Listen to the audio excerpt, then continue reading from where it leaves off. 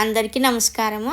అప్పటికప్పుడు స్వీట్ తినాలనిపించినప్పుడు ఇలా ఒకసారి బొరుగులతో స్వీట్ అయితే చేయండి. పిల్లలైనా పెద్దలైనా చాలా ఇష్టంగా తింటారు. పిల్లలు స్కూల్కి పోయొచ్చే లోపల ఇలా చాలా తొందరగా నోటికి రుచిగా స్వీట్ అయితే చేసి పెట్టచ్చు.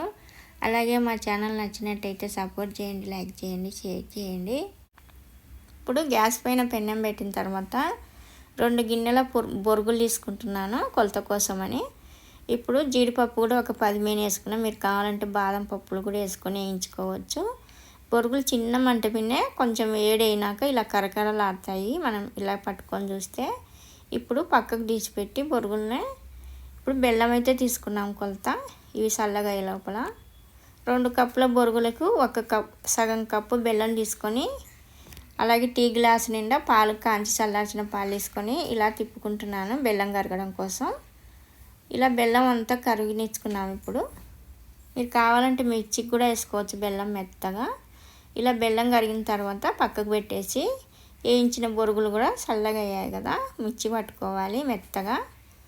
ఇలా మెత్తగా మిర్చి పట్టుకోవాలి బొరుగుల్ని.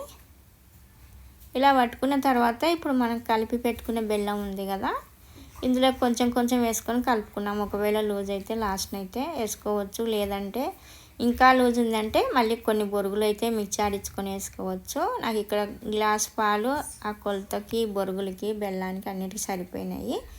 ఇప్పుడు కొంచెం నెయ్యి వేసి ఇలా మెత్తగా కలుపుకోవాలి. సూనతో కలిపిన తర్వాత చేతి కూడా ఇలా కలుపుకొని ఇలా మెత్తగా కలుపుకున్న తర్వాత ఒక డబ్బా తీసుకొని ఇలా నెయ్యి పూసుకున్న తర్వాత ఇందులోకి పెట్టుకున్నాం. సదరంగా చేసుకోవాలి. ఇలా ఇందులో పిండి పెట్టుకొని ఇలా పెట్టుకున్న తర్వాత ఇప్పుడు ఒక ప్లేట్ తీసుకొని ఇందులోకి బాలించుకున్నాము.